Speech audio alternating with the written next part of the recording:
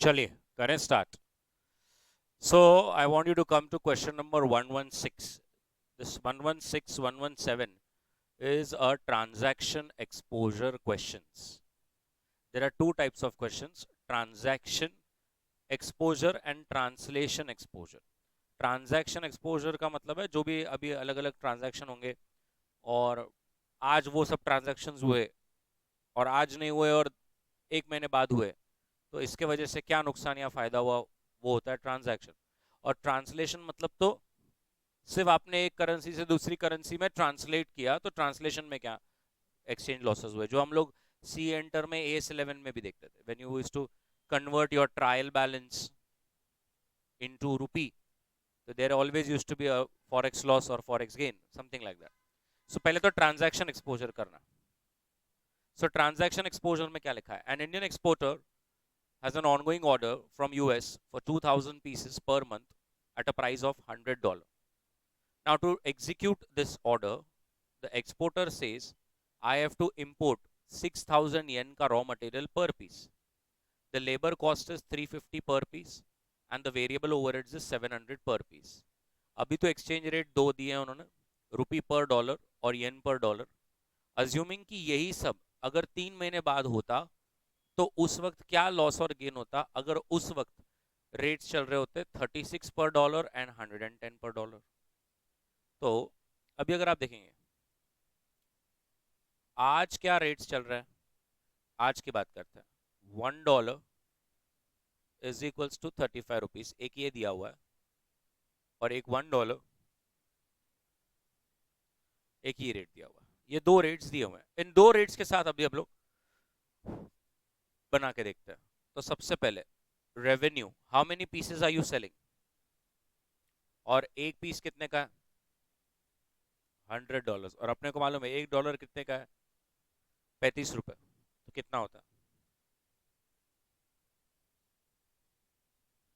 बराबर. रेवेन्यू में से क्या जाएगा? कॉस्ट, जिसमें सबसे पहले क्या है? मटेरियल. तो अगेन 2000 पीस है और हर पीस को कितने येन लगते हैं? 6000 येन. अब मुझे कौन सा रेट चाहिए? मुझे चाहिए रुपी पर येन, लेकिन अभी रुपी पर येन नहीं है तो बना लेता हूं. ये क्या है? रुपी पर डॉलर. और ये क्या है? येन पर डॉलर. तो मेरे को अगर रुपी पर येन बनाना है तो कैसे बनेगा? 35 into 1/20,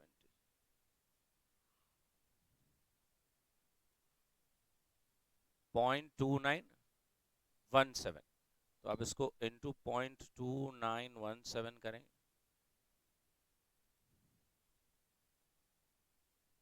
35,04,000.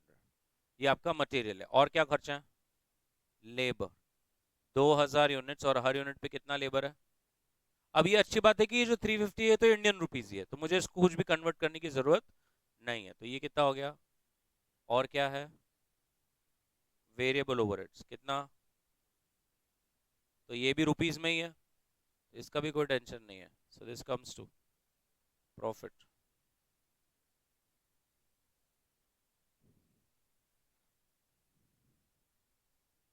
1399,600.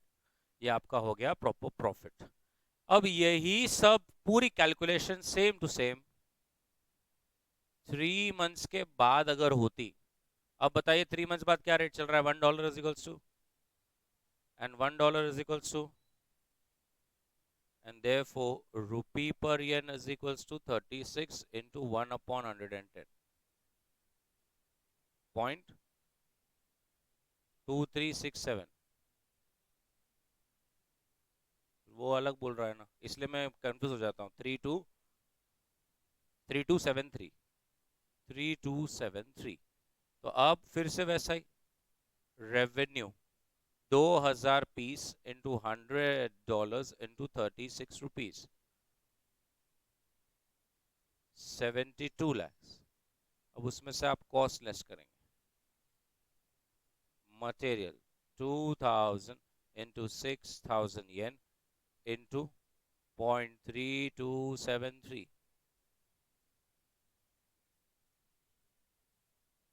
उसके बाद लेबर 2000 इंटू 350, VOH 2000 इंटू 700,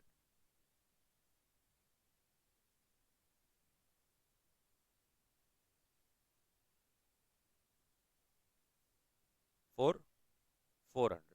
तो अभी आप देख सकते हैं आज ये सब हुआ तो मेरे को प्रॉफिट होता था 13,99,000। धंधा मैं वही कर रहा हूँ, पीस उतने ही बेच रहा हूँ, लेकिन एक्सचेंज रेट्स की वजह से देखिए कैसा नुकसान हो रहा है। और अगर 3 महीने बाद ही होता ये सब तो होता 11,72,000। इसका मतलब मेरा ट्रांजैक्शन एक्सपोजर में लॉस है। कितने का? Transaction exposure loss due to transaction exposure is equals to, अरे अरे अरे एक मिनट मैम, 13,99,600 माइनस 11,72,400, यस, का हमें लॉस हो जाता। परफेक्ट, बना लीजिए।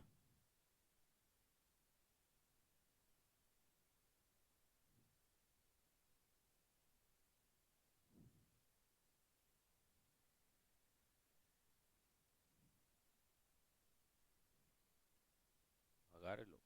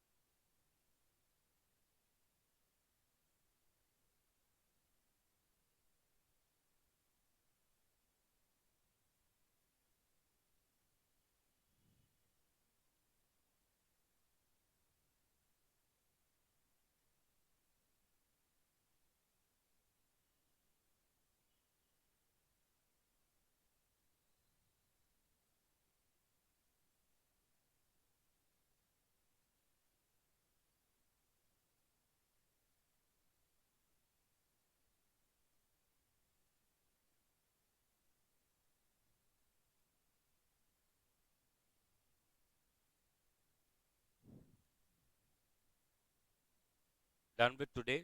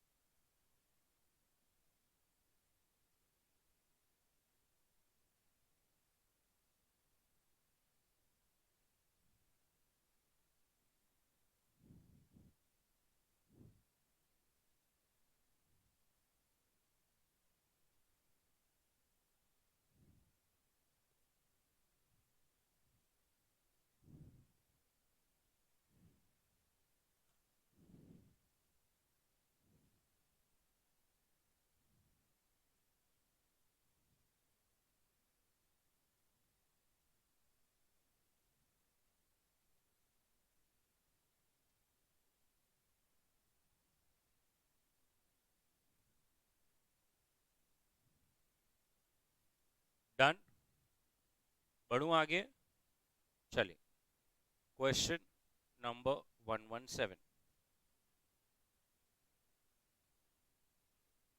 अभी आप ये समझ सकते हैं, मतलब नॉर्मली ठीक है, अभी हम लोग तो ऐसा भी करते हैं बहुत बार कि जैसे अभी ये मुझे दो सॉल्व करना है तो हम लोग पहली बात तो जो इंडिया वाली थिंग्स है उसको इग्नोर ही कर देते हैं, क्योंकि वो ट्रांजैक्शन एक्सपोजर में कोई मायने नहीं रखती। तो हम लोग क्या करते हैं बहुत बार, अगर मुझे कोई पूछता है तो हम लोग सिर्फ वही चीजें लेते हैं जो फॉरेन करेंसी डिनोमिनेटेड है और उसको नेट ही सॉल्व करते हैं। मतलब अगर मुझे यहाँ नेट सॉल्व करना होता तो मैं ऐसा करता, रेवेन्यू 2000 पीस इंटू $100 इंटू 1 रुपी, क्योंकि 35 रेट आज चल रहा है और 36 बाद में, तो नेट ही ले लेना इंस्टेड ऑफ पहले वो बेस से लेना फिर रिवाइज से लेना, ऐसा भी कर सकते हैं। ठीक है, आइए क्वेश्चन नंबर 117 क्या कहता है। सो ओमेगा, बहुत अच्छा क्वेश्चन है ये, ओमेगा आरटीबी क्वेश्चन है बट अभी एग्जाम में आया नहीं।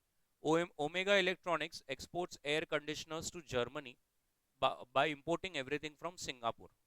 अब कंपनी है ना 2400 यूनिट 500 यूरो में एक बेचता है और सिंगापुर डॉलर में इंपोर्ट करता है 800 सिंगापुर डॉलर्स पर यूनिट। जो फिक्स कॉस्ट और वेरिएबल कॉस्ट है वो आपको रुपी टर्म्स में है। यही सब चीजें अगर 6 महीने बाद हुई होती तो भी क्या होता, अगर आज के एक्सचेंज रेट्स भी दिए हैं उन्होंने और 6 महीने बाद के भी एक्सचेंज रेट्स उन्होंने आपको दिए हैं, तो एबिट कहता है मुझे ट्रांजैक्शन एक्सपोजर निकाल के दे सकते क्या। अभी जैसे मैंने आपको अभी बोला, तो 2 मिनट अगर मुझे आप रेट्स बोलेंगे, अभी देखो आज के रेट्स क्या है, 1 यूरो। और अच्छा इसमें दूसरी भी अच्छी बात क्या है कि हाँ बिड और ऑफर दोनों दिया है, तो वो भी एक टेस्टिंग हो जाती है कि सामने वाले को समझ रहा है क्या कौन सा लेना है। 1 Singapore dollar is equals to 27.2, ये कैसा है अपने फॉर्मेट में लिखा हो थोड़ा अच्छा ही रहता है। ये टुडे है और आफ्टर 6 मंथ्स के रेट्स अगर हम देखें, 1 euro is equals to 52.05 rupees and 1 Singapore dollar is equals to 27.70 rupees.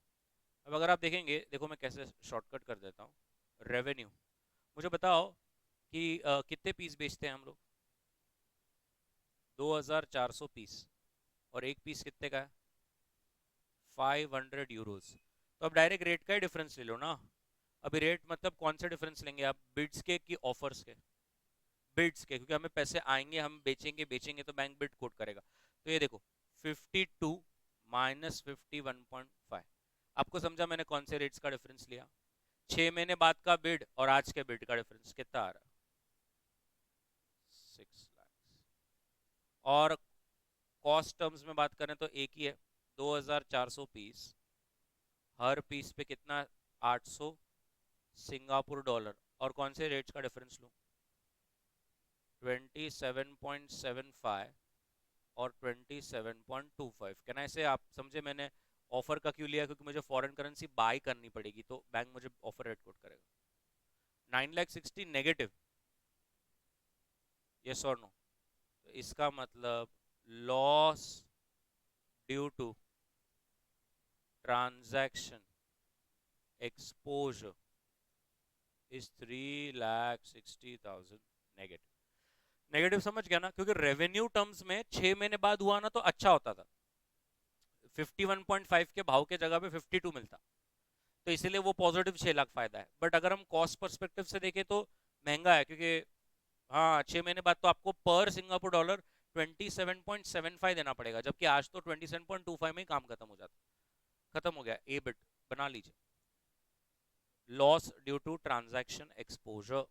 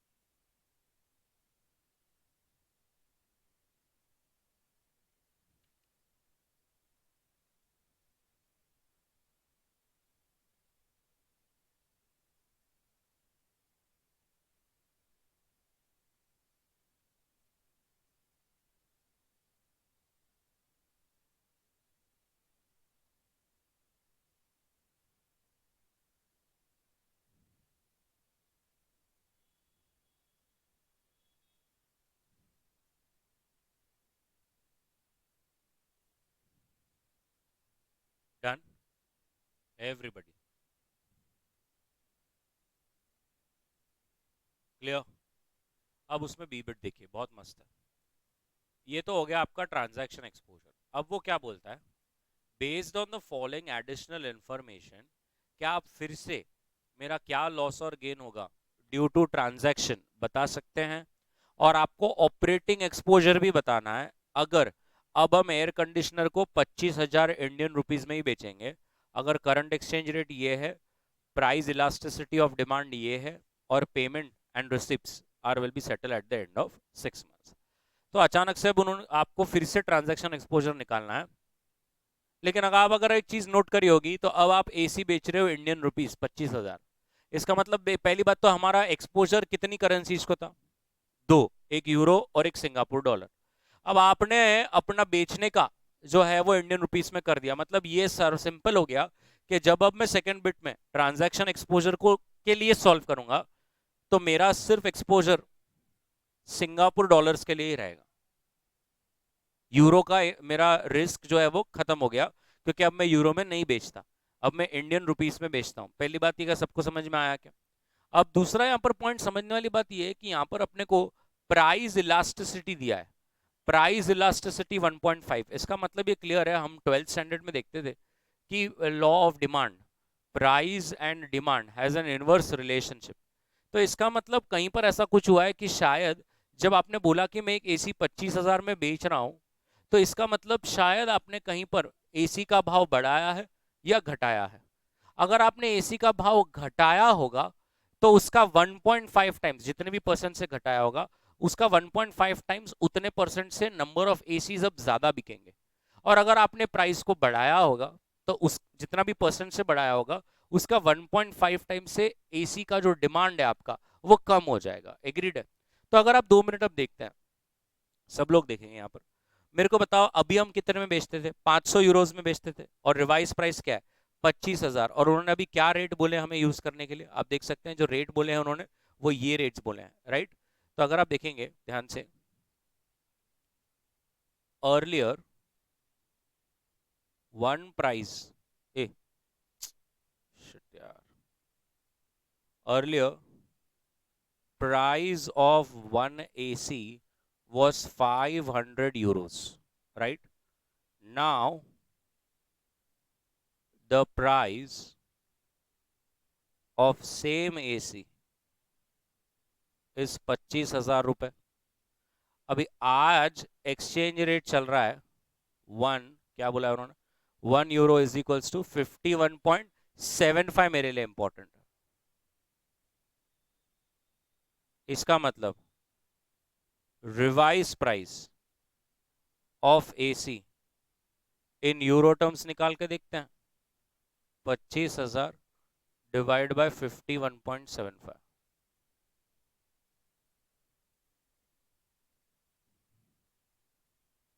483 Euros. This clearly indicates कि आपने एसी का जो प्राइस है वो गिरा दिया। Percentage decrease in price is 500 minus 483 upon 500 into 100, 3% से गिरा दिया। As price elasticity is 1.5, the demand for AC will increase by 3.4% into 1.5, sorry 5.1, 5.1%। Therefore revised number of AC, revised number of AC sold, अभी तक कितने बेचते थे, 2400 plus 5.1%, 2522 ACs अब बिकेंगे, बराबर है। तो ये जो स्ट्रेटेजी है, ये स्ट्रेटेजी ऐसी है कि आपने 17 यूरो पर एसी गिराया, और उससे क्या हो गया, 122 एसीज अब आपके ज्यादा बिकेंगे। तो अब आपको पहले तो उन्होंने, आप समझिए, उन्होंने आपको दो चीजें पूछी, ट्रांजैक्शन एक्सपोजर और ऑपरेशनल एक्सपोजर। ट्रांजैक्शन एक्सपोजर तो मैं निकाल दूंगा, वो तो हमारा हो जाएगा। अब हमारा exposure is only with respect to one currency, Singapore dollars. That is okay, that is fine, अभी that is not priority. The priority is to calculate operational exposure, and operational exposure मतलब जो हमने ये स्ट्रेटेजी डिसाइड की है, is it making sense और no. तो अभी यहां पर तो समझ में आ गया कि आपने प्राइस घटाई और उससे एसीज बढ़ाए। तो अब आप मेरे को बताइए, कैलकुलेशन ऑफ ऑपरेशनल एक्सपोजर निकाल लेंगे। तो थोड़ा बताइए क्या क्या लगता है आपको, क्या फायदा होगा, क्या क्या नुकसान होगा? बताइए क्या क्या फायदा होगा और क्या क्या नुकसान होगा। तो कहना है इससे आपका रेवेन्यू बढ़ेगा, इंक्रीमेंटल रेवेन्यू कितना? अब 122 एसी पे 25,000 ज्यादा मिलेंगे, बता दीजिए। 30,50,000। लेकिन एसी हवा में से तो नहीं बन रहा, अब उसको खर्चा भी तो लगेगा। इंक्रीमेंटल कॉस्ट, ये 122 एसीज है, हर एक को 800 सिंगापुर डॉलर्स लगता है। और अभी उन्होंने जो रेट्स दिया है, आज के रेट के हिसाब से क्या रेट लेना है? 27.15। That comes to how much? 26,840। ये खर्चा बढ़ेगा। और एक खर्चा है ना बड़ी, incremental variable cost. What is the variable cost per AC? What is the variable cost per AC? 1500। कितना आ रहा? 1,83,000। I hope you understand CA inter costing. Now I cannot say incremental fixed cost because fixed cost is same, so that will not make sense. और कुछ? Can I say the biggest thing? ये करने से आपको existing ACs पे loss हो रहा है, क्योंकि आपने एग्जिस्टिंग एसीज पे सेलिंग प्राइस गिराई ना। ये करने के लिए 122 एसी बेचने के लिए आपने जो अब तक 2400 एसी बिकते थे उसकी क्या कर दी? प्राइस गिरा दी। So loss on existing ACs. कितने एसीज थे वो? 2400 थे। और क्या रेट था? 500 यूरो माइनस 483 यूरो। 17 यूरो गिराया आपने 2400 एसी पे। और बताइए आज का क्या भाव है जो हमने लेना चाहिए? 51.75 ना।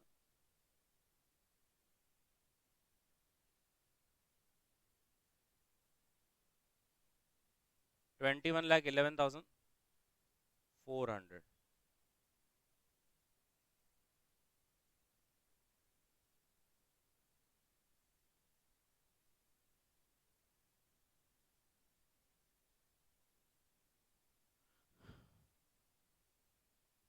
19,44,240। इतना भारी भरकम नुकसान हो रहा है, इतना भारी भरकम नुकसान। नहीं,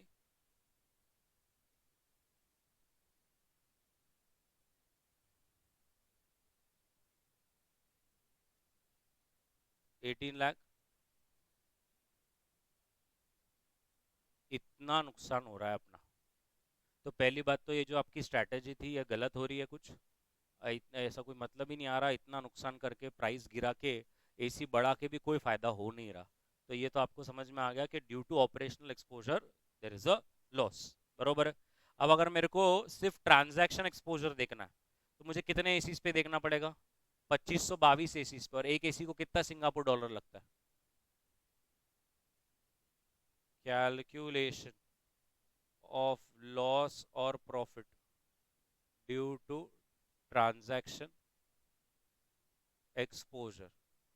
अब मेरा यूरो को एक्सपोजर है ही नहीं, मेरा सिर्फ एक एक्सपोजर है सिंगापुर डॉलर्स को। तो कितने एसी है? 2522 एसी। एक एसी को कितना लगता है? 800 सिंगापुर डॉलर। यस और नो? आज से फॉरवर्ड रेट क्या है? 27.75। और आज क्या रेट चल रहा है? 27.15। तो हाँ, अब इस पे प्रॉफिट हो रहा है। 27.75 बाद का रेट है ना, आज का रेट है।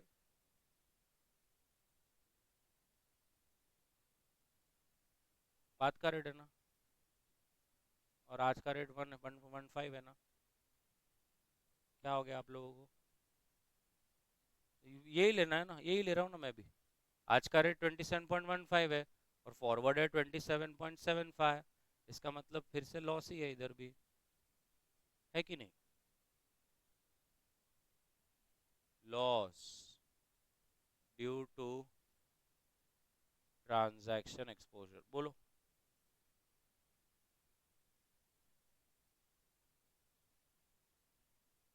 बरोबर। सो आपको ट्रांजैक्शन वाइज भी लॉस ही होने वाला है, और ये जो आपकी स्ट्रैटेजी बनी है ये तो बहुत खतरनाक है, बहुत ही लॉस लेके चली जाएगी। बना लीजिए। कहाँ से बनाना है आपको? यहाँ से बना लीजिए। Yes ma'am, doubt? आपने अभी एसी 25,000 इंडियन रुपीस में बेच रहे ना, अभी यूरो में बेच ही नहीं रहे। हाँ, अभी जैसे यहाँ पर आपकी दो करेंसीज थी, यूरो और सिंगापुर, तो मैंने ये दो ही कंसिडर किया, मैंने variable cost fixed cost consider ही नहीं किया ना। इंडियन रुपीस को कंसिडर करके क्या करूँ? नेट नेट देख लिया। अब मेरा रुपी यूरो का भी कोई व्यवहार नहीं रहा, अब तो मैं मेरे ही करेंसी में एक्सपोर्ट करता हूँ। तो अभी एक ही एक्सपोजर रह गया, सिंगापुर डॉलर्स को।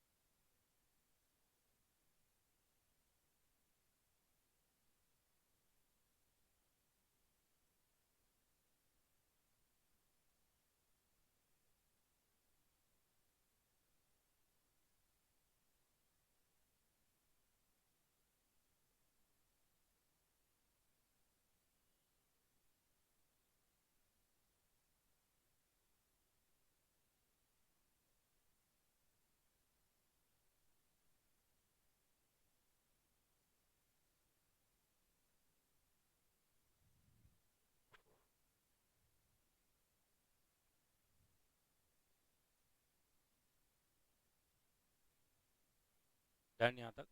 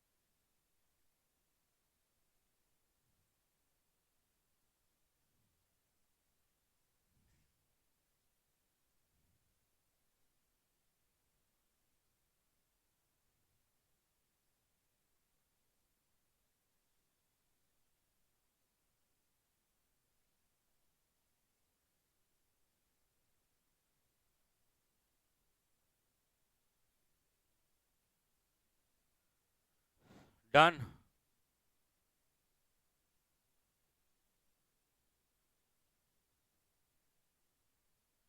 सबका।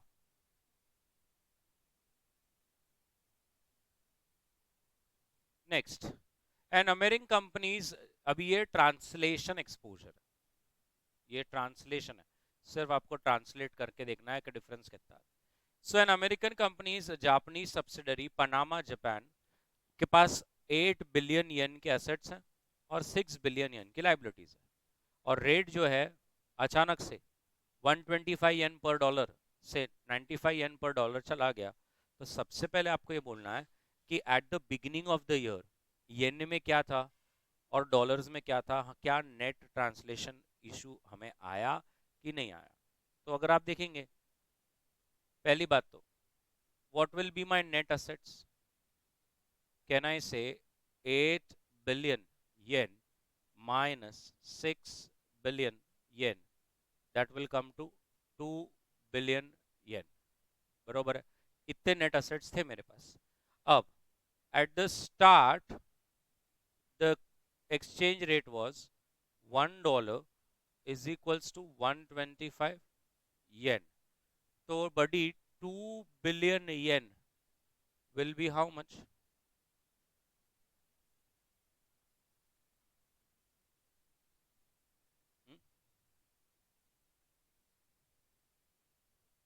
16,000। 2 बिलियन है, 200 करोड़।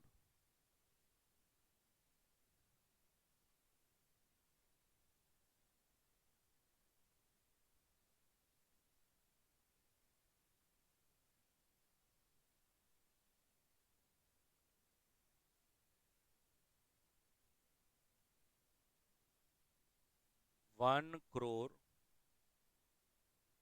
60 lakhs dollar. फिर क्या हो गया? चेंज इन रेट हो गया, और अब रेट क्या हो गया? $1 इज इक्वल्स टू 95 येन। तो 2 billion yen comes to how much?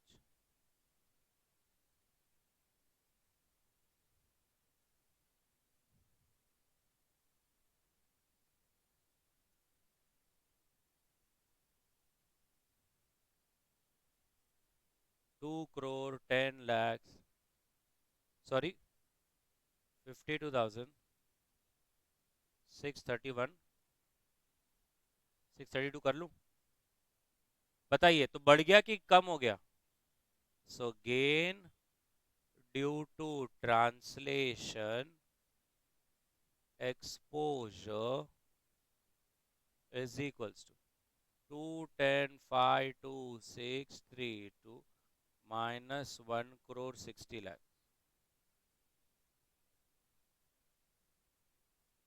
50 lakh।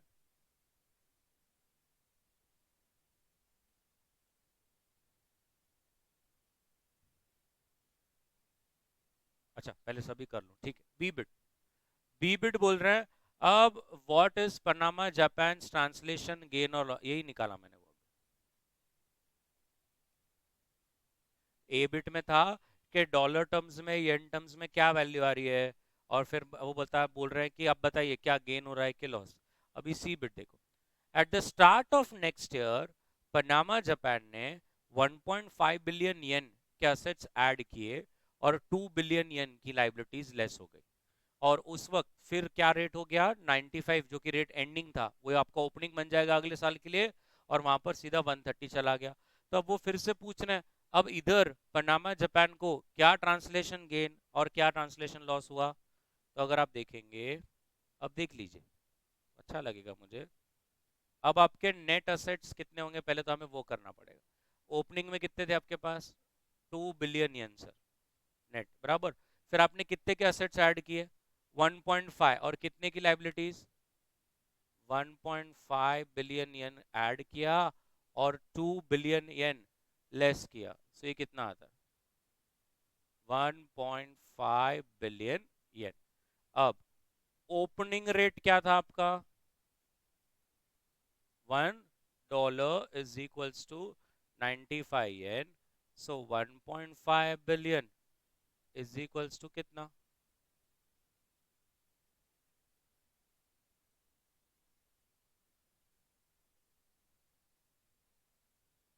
1,57,00,000 473, चलो हाँ, डॉलर्स। और बाद में चेंज हो गया रेट में, क्या रेट हो गया? $1 is equals to 135 yen,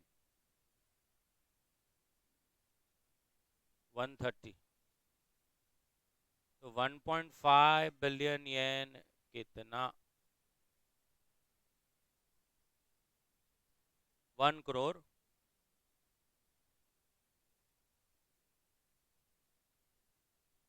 right.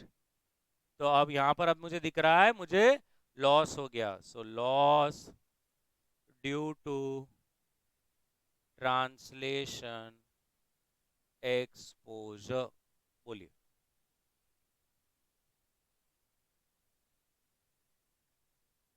बराबर। तो पहले साल मुझे क्या हुआ? गेन। फिर दूसरे साल क्या हुआ?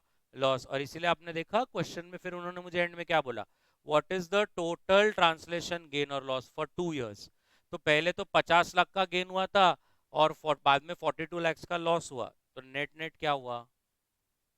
Net gain due to translation exposure. अच्छा, सॉरी, 5052,632, 5052,632 -4251,011,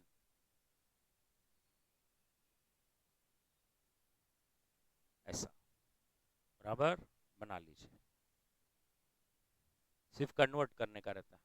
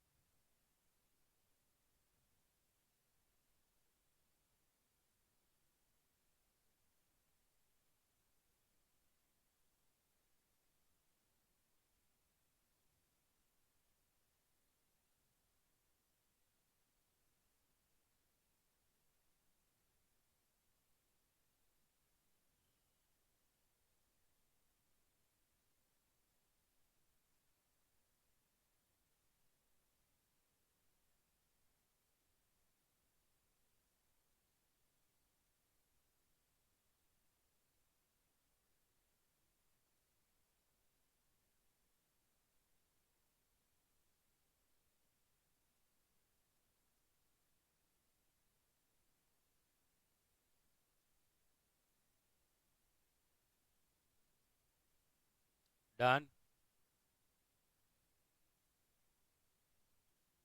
नेट गेन भी बता दीजिए ऐसा।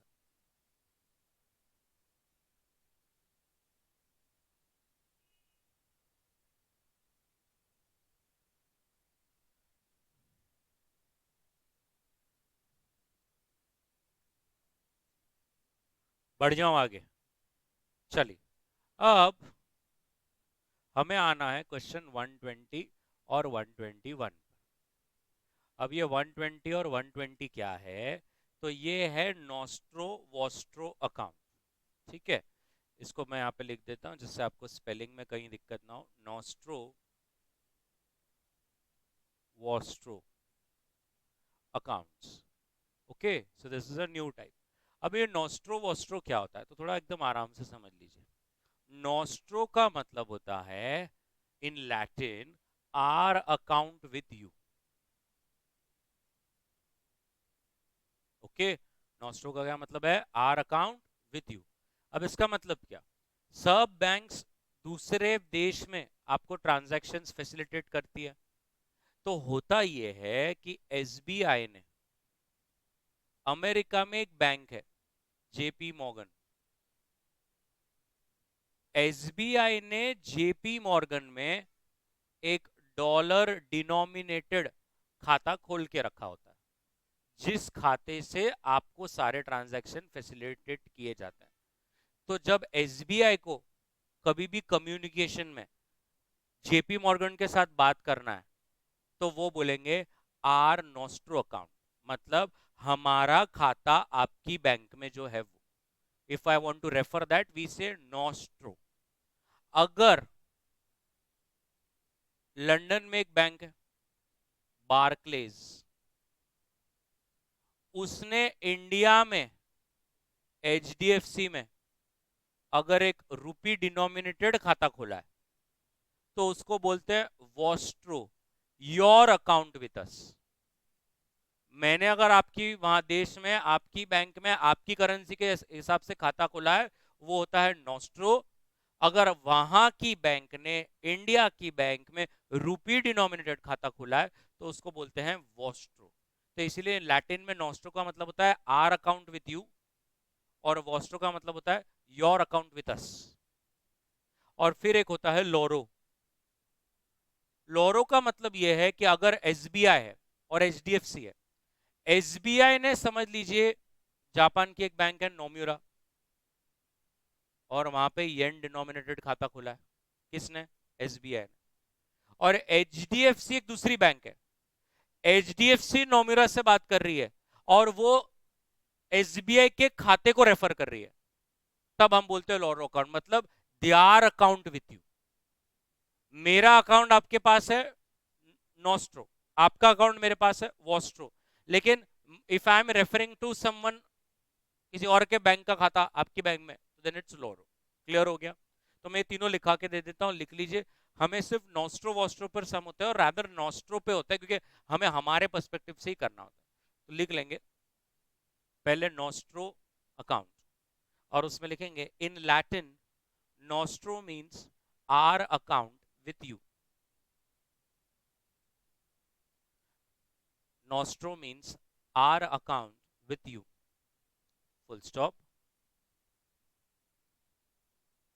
Nostro is the account maintained by an Indian bank. Nostro is the account maintained by an Indian bank,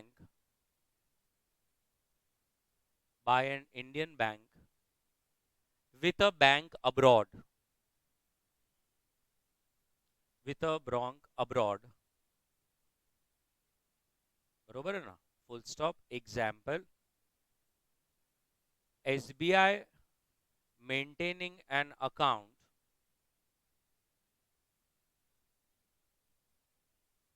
SBI maintaining an account with JP Morgan Bank in US. With JP Morgan Bank in US. Full stop. This account will be in dollar terms. This account will be maintained in dollar terms. ये हो गया आपका nostro, एक line छोड़ के vostro.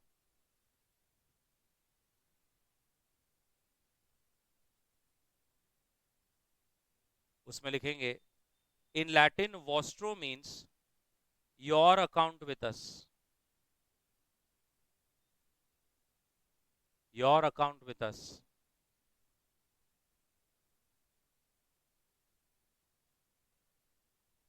This indicates that a foreign bank will open a rupee denominated account. A foreign bank will open a rupee denominated account with an Indian bank. सही है ना? Example, Barclays Bank in London.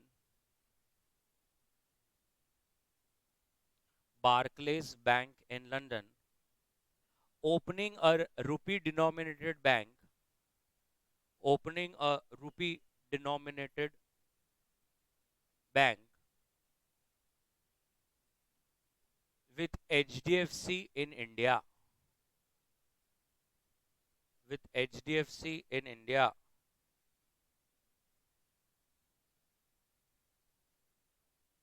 And third is Loro account.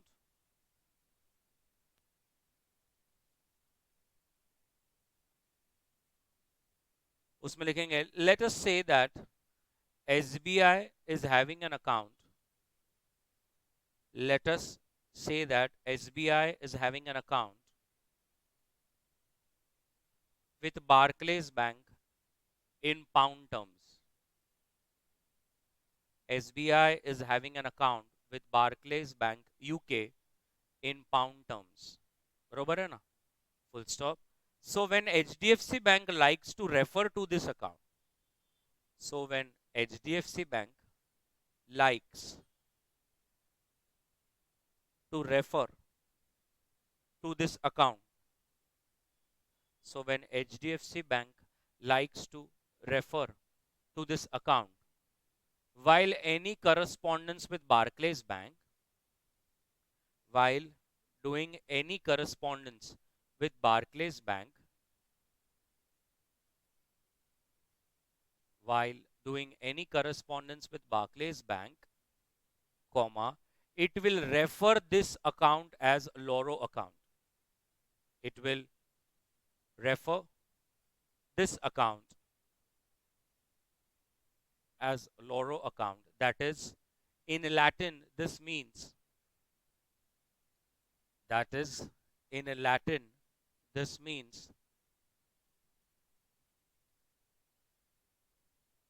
their account with you. Their account with you.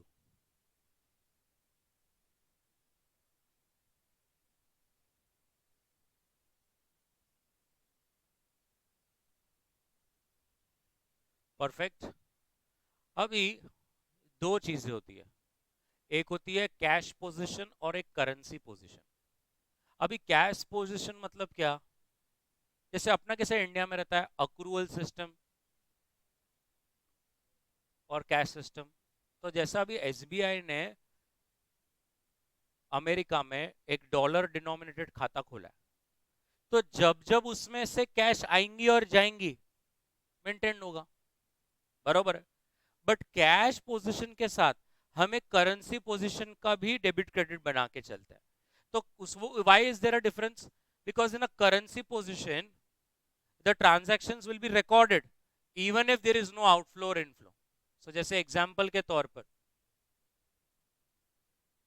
आज ma'am आए और बोले कि sir मेरे को अभी के अभी डॉलर बेचने का है, तो मैं एज अ बैंक खरीदूंगा ना, तो मेरी एंट्री दोनों तरफ होगी, क्योंकि सच में डॉलर आ रहे हैं, तो मैं कैश पोजीशन में भी रिकॉर्ड करूंगा और करेंसी पोजीशन में भी रिकॉर्ड करूंगा कि मेरा डॉलर पे बाय आया है।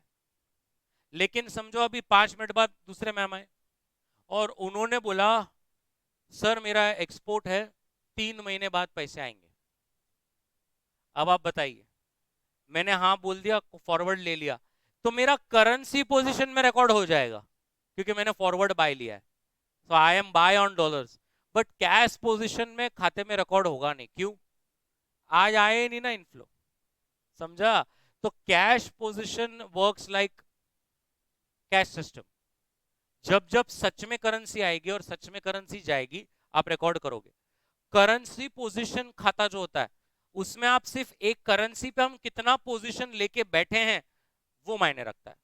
उसमें होएगा ट्रांजैक्शन तभी रिकॉर्ड नहीं होता है। आज बैंक ने एक भी रुपए का व्यवहार नहीं किया, लेकिन 6 लोगों के साथ हजार हजार हजार हजार हजार डॉलर का बाय कॉन्ट्रैक्ट, फॉरवर्ड कॉन्ट्रैक्ट ले लिया, तो अंत में बैंक बोलेगी डॉलर पे हमारा $6,000 का करेंसी पोजीशन खड़ा है, क्योंकि हमने ले लिया है। फिर जब एक्चुअल में मैं बाय करूंगा तो सिर्फ कहां रिकॉर्ड होगा? कैश पोजीशन, क्योंकि करेंसी में तो मैं पहले ही रिकॉर्ड करके बैठा हूं। समझ में आया? तो ये दो चीजें हैं, लिखेंगे पहले। Institutions follow cash position and currency position.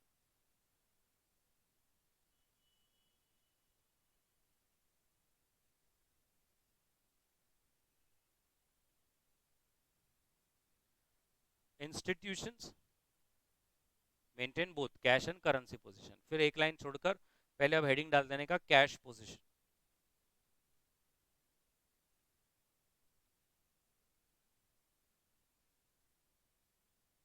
और उसमें लिखेगा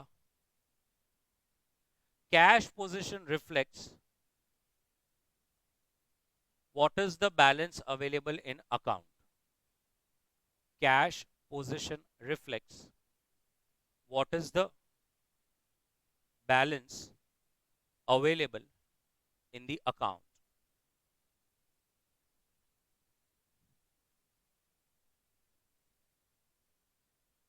Full stop. It will record all actual cash inflow and outflow of foreign exchange. It will record all actual cash inflow and outflow of foreign exchange. Right? Full stop. एक line छोड़कर currency position.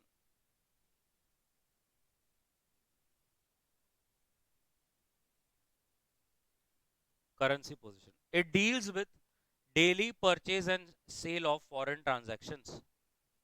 It deals with daily purchase and sale of foreign transactions.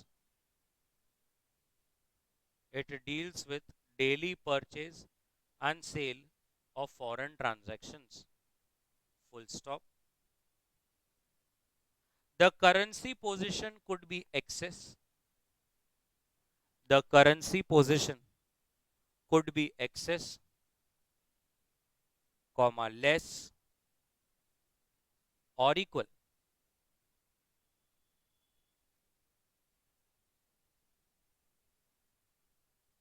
Barabar? Full stop.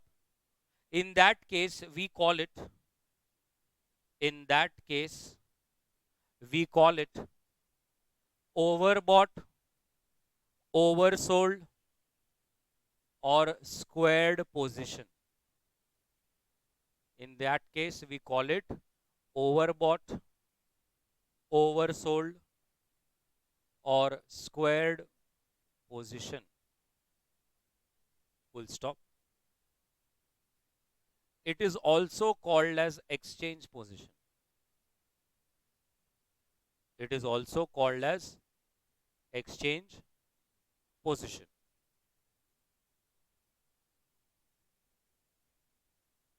Full stop. It records spot cash transactions.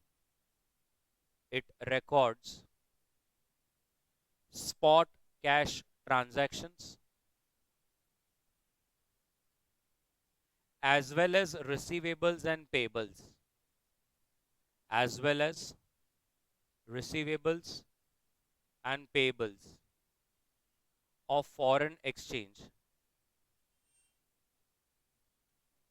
receivables and payables of foreign exchange in future.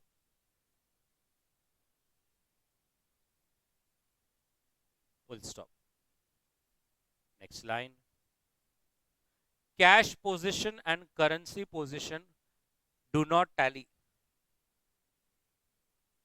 Cash position and currency position do not tally. This is because this is because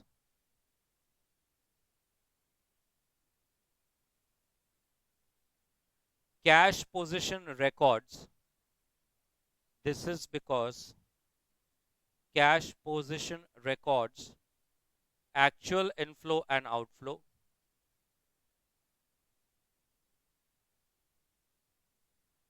Cash position records actual inflow and outflow, whereas currency position records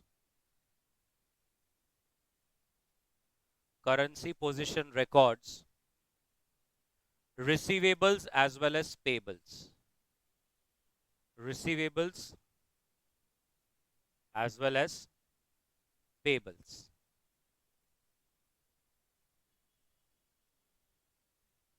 Perfect. Question number 120.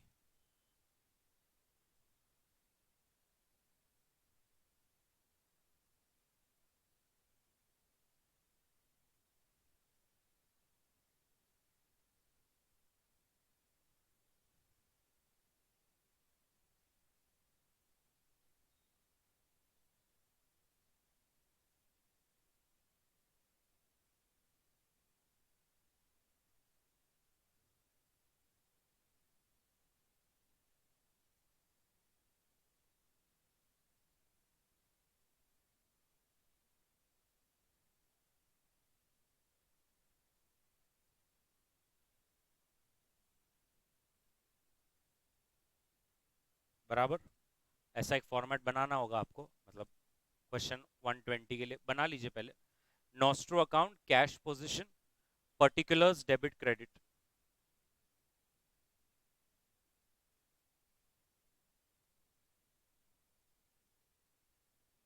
और currency position का particulars, purchase, cell.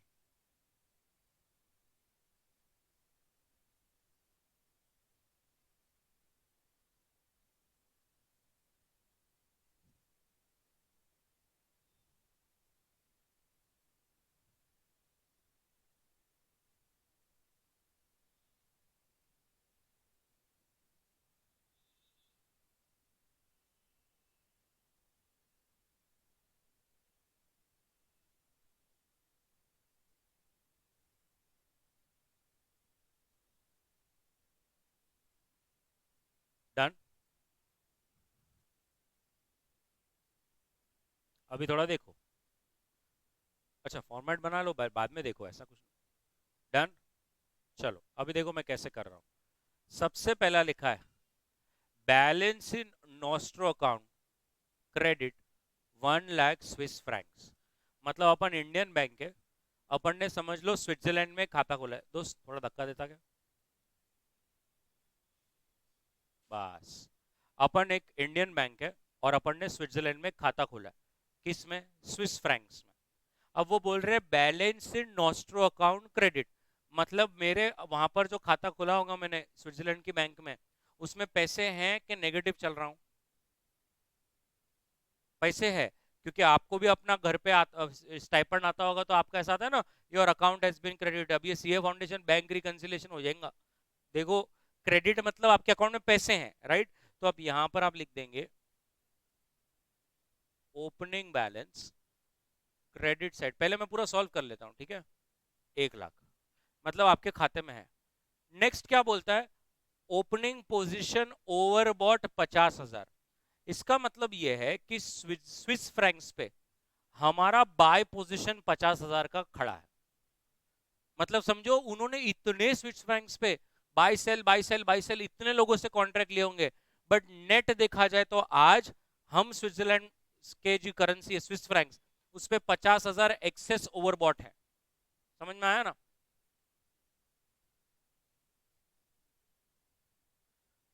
Purchase side में 50,000,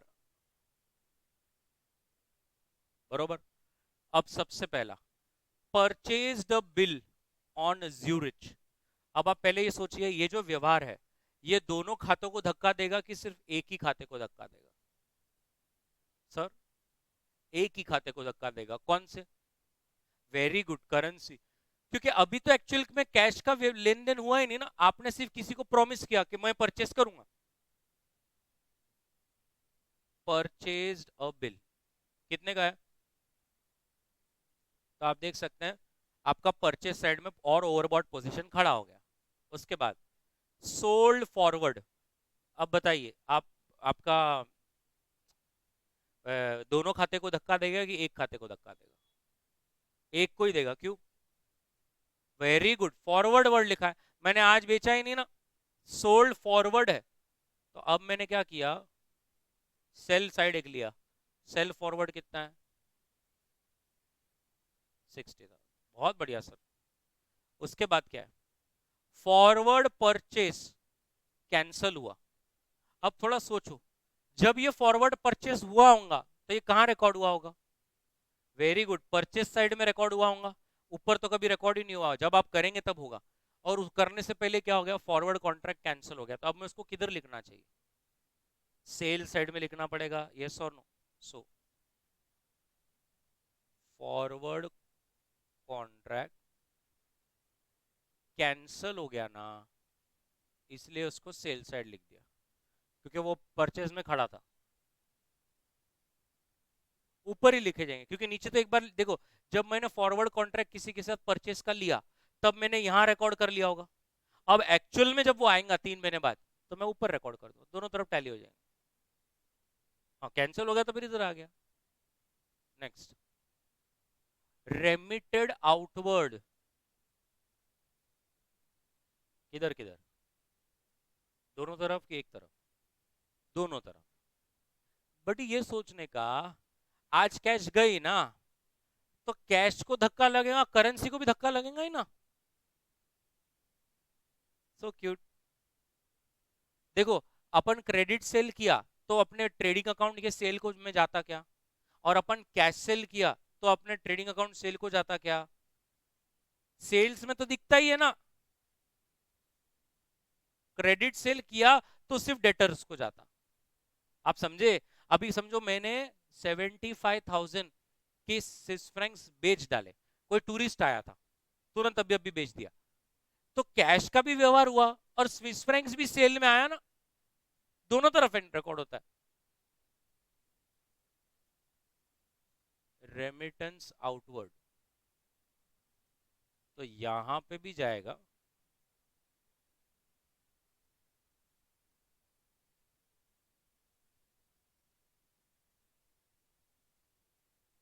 बरोबर, पक्का। But ये सोचने का, वहां धक्का लगा ना तो इसको तो धक्का लगेगा ही, बट जरूरी नहीं कि इसको धक्का लगा तो उसको धक्का लगे। चलो हो गया। Next, issued draft. अब कैंसिल हो गया, तो जैसे जब आपने ड्राफ्ट इशू किया था तो आपके सेल में खड़ा होगा, आज कैंसिल हो गया तो परचेस में आ जाएगा। इशूड ड्राफ्ट कैंसिल कितना है? 30,000। उसके बाद खत्म हो गया। अब वो क्या बोल रहे हैं, थोड़ा ध्यान से देखो। वो बोल रहे हैं क्या स्टेप्स लेंगे, अगर मेरा जो नॉस्ट्रो अकाउंट है ना स्विट्जरलैंड में, मुझे उसमें 30,000 स्विस फ्रैंक्स चाहिए ही चाहिए, और मेरे को मेरी स्विस फ्रैंक्स में ओवरबॉट पोजीशन भी $10,000 की चाहिए। अभी अपने को करके देखना पड़ेगा। पहले बताओ अपने नॉस्ट्रो खाते में कितने पैसे हैं? अपने को कितने चाहिए? 30। इसका मतलब आपको क्या करना पड़ेगा?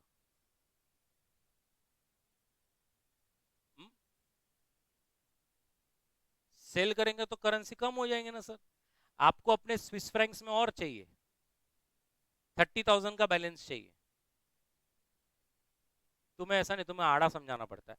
तुम्हारे खाते में अभी 25,000 है, इधर तुम्हारा पंजाब नेशनल बैंक में खाता है, आपको कैसे भी करके उसमें 30,000 लाने हैं, तो आप क्या करेंगे? अकाउंट में से पैसे निकालेंगे कि डिपॉजिट करेंगे? मग तेच करायचं ना, बरोबर आहे का? नाही, बाय स्पॉट। क्यों? आज क्या स्पॉट क्यों?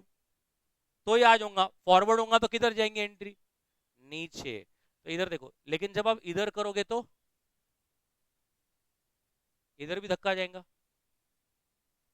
समझा? इसीलिए कभी भी कैश और करेंसी में कैश को ही बंद करने का रहता है, क्योंकि कैश को धक्का लगा तो करेंसी को भी धक्का लगता ही है। बट करेंसी को धक्का लगना इज नॉट कंपलसरी कि कैश को धक्का लगे। तो वो कभी भी ऐसा आपको बैलेंस बोले तो पहले आपको क्या एडजस्ट कर लेने का, कैश को। अभी देखो ऊपर आपने आज आज किसी से अचानक 5,000 स्विस फ्रैंक्स खरीदे, तो ऊपर भी धक्का लगेगा, नीचे भी धक्का लगेगा। अब इधर देखते जाओ पहले। अब पहले इसको हम टैली कर लेंगे। ये कितना हो गया? 1,05,000। ये भी कितना हो जाएगा? 1,05,000। और यहाँ पर आएगा कि 30,000 क्लोजिंग बैलेंस। एकदम मस्त। अब आने का इधर, वो क्या बोल रहे, अब आपको ये करेंसी में क्या पोजीशन चाहिए? 10,000 ओवरबॉट चाहिए, मतलब आपका बाय साइड 10,000 एक्सेस चाहिए। अभी क्या है? अभी नील है, अभी ऑटो टैली हो गया। तो अभी आपको बाय साइड 10,000 से बढ़ानी है, बरोबर है ना? तो आप क्या करेंगे? अब थोड़ा सोचो। अब अगर आप अपने बाय स्पॉट लिया तो फिर ऊपर हिल जाएगा। हाँ, बहुत बढ़िया। तो आपको बाय फॉरवर्ड ले लेना है 10,000। बोलो टोटल कितने पे हो रहा? 170।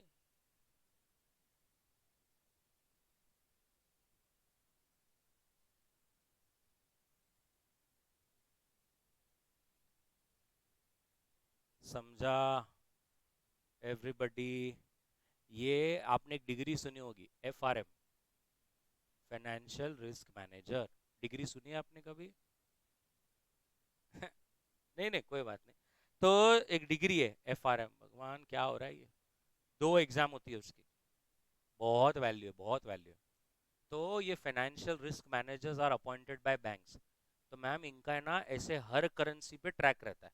तो समझो अगर SBI back to back Swiss francs पे buy buy buy buy buy buy लेते गया, तो होगा क्या, किसी को पता नहीं चलेगा। और हम लोग स्विस फ्रैंक्स पे ओवरबॉट बहुत लेवल पे पहुंच जाएंगे। फिर क्या हो जाएगा, कुछ भी करेंसी में फ्लक्चुएशंस हमें बहुत ज्यादा बड़े बड़े मैग्नीफाइंग झटके देते। तो ये FRM जो होता है ना, रिस्क मैनेजर, इसका एक काम होता है कि सारी पोजीशंस को ट्रैक करके समय समय पे काट देना। तो समझो अगर 4 दिन हो गए, पता नहीं, बैक टू बैक कस्टमर हमारे पास आ रहे हैं, हमारा buy forward buy forward buy forward buy forward ही आ रहा है, तो हमारा स्विस फ्रैंक्स पे बहुत ओवरबॉट पोजीशन बन जाता है। तो रिस्क मैनेजर हमें कहता है, मुझे ये रिस्क परमिसिबल लिमिट से ज्यादा लग रहा है, ये एक्सेस ओवरबॉट को काटो। तो फिर आपको एक तो सब थोड़ा समझिए, सेल स्पॉट ले लेना है। तो कैश को भी धक्का लगेगा और करेंसी को भी धक्का लगेगा, तो आपका कोई भी करेंसी को ज्यादा एक्सपोजर नहीं रहेगा। मेरा हुआ। चलिए बना लीजिए एक एक कर कर एकदम अच्छी तरह से। ये कहीं पे लिखना तो लिख सकते हैं, नॉस्ट्रो को अभी ऐसे, अगर आप पहले नॉस्ट्रो को ही बंद करना है, फिर करेंसी पोजीशंस को बंद करना है।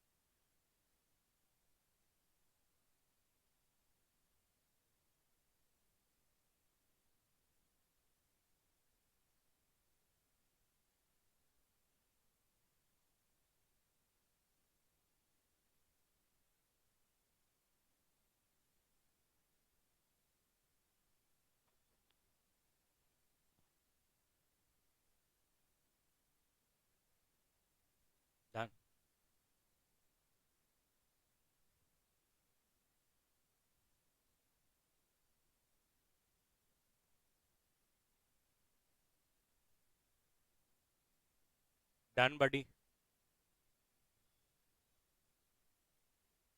One more last question. Question number 121. अब आपने यहाँ पर क्या लग रहा है आपको, किस में बनाया हुआ है? यूरोज में, राइट? चलिए फिर से वो ओपन कर लेते हैं.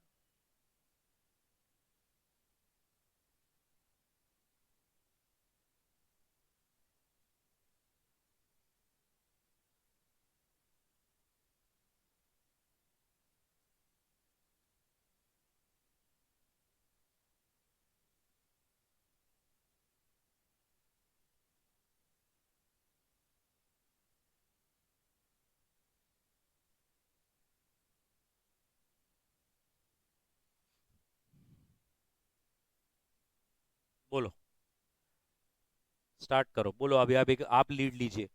सबसे पहले बोल रहे हैं ओपनिंग बैलेंस विथ फ्रैंकफर्ट. तो जर्मनी में है ये. आपने यूरोज मेंटेन करे हैं जर्मन बैंक में, डॉइचे बैंक है, डीबी, सॉरी. ओपनिंग बैलेंस बताइए, कहाँ लिखूं, कैसे लिखूं, बोलो. इधर, इधर, फिर ओवरबॉट है 15,000.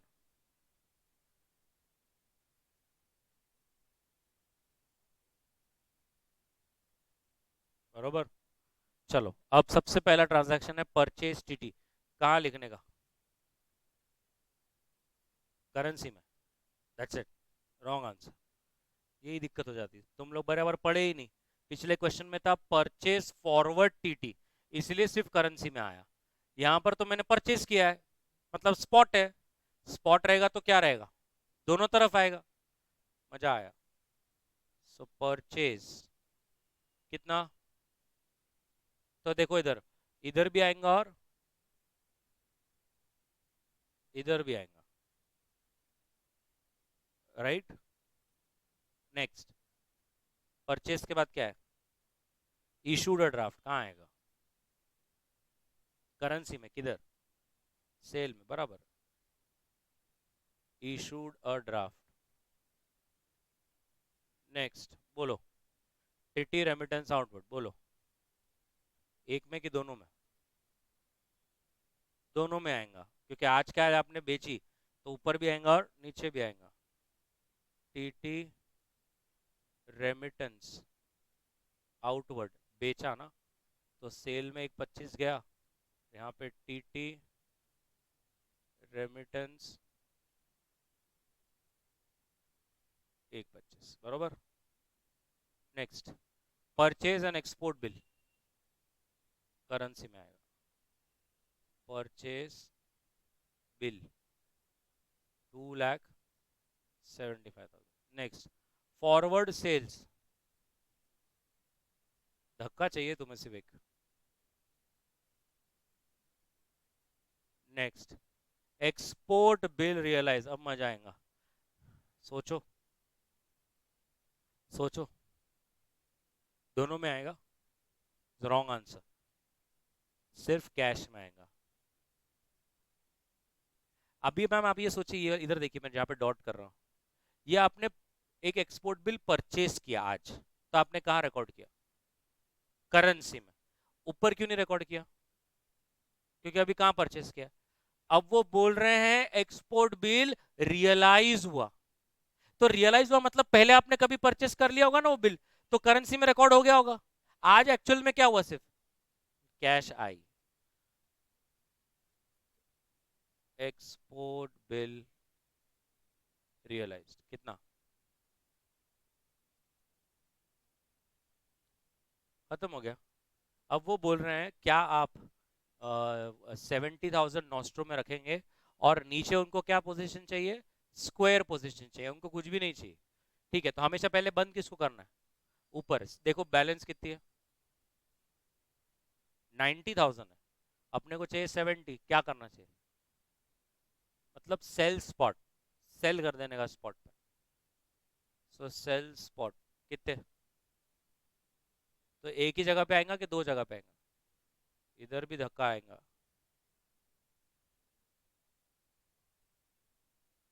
हाँ बोलो, ये 2,15,000 है क्या? प्लीज बोलो।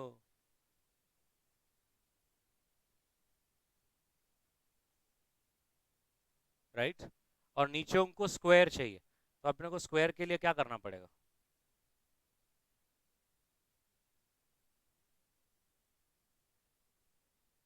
ऑलरेडी स्क्वायर्ड ऑफ है, फिर कुछ भी नहीं करना।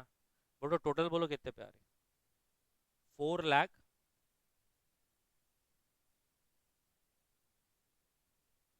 बना लीजिए पहले नॉस्ट्रो।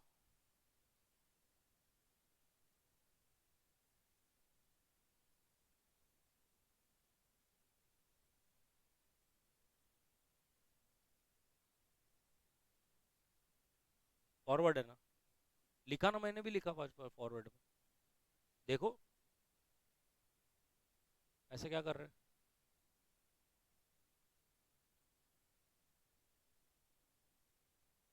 बिल परचेस किया ना, अभी करेंसी कहाँ आई है? बिल का अभी कंफर्म किया कि आप जब लाएंगे मैं बिल परचेस करूंगा।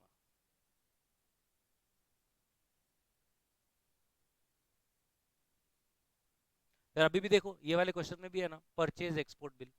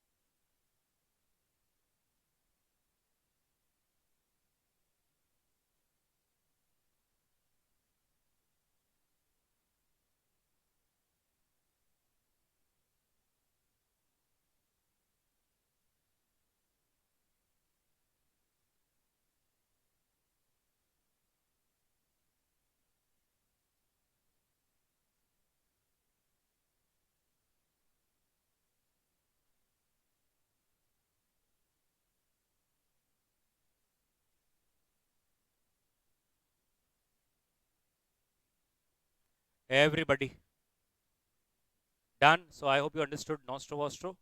चलिए, meet you in the next lecture.